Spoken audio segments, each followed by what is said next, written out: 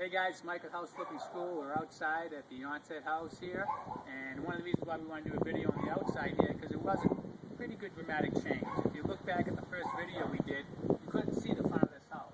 There were trees that were coming up, covering all the glass, so we took all those out, put a little mulch bed in here, and we planted some grass, and as you can see, just a nice change. Brings in a lot of natural light into the three-season porch.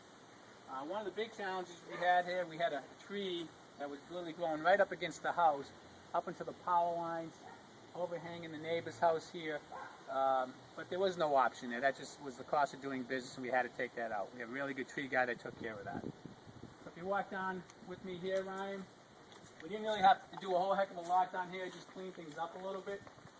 But over here was a monstrosity. There was a tree that was maybe 6-7 feet wide, went up.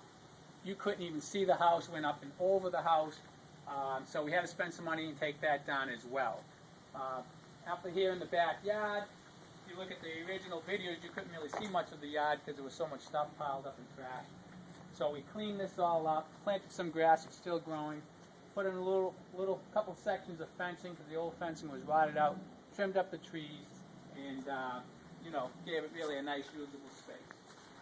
One of the nice things that we did, which I think you may have seen from the inside video, was we put on a deck on the back of the house. I think that was money well invested on this particular property.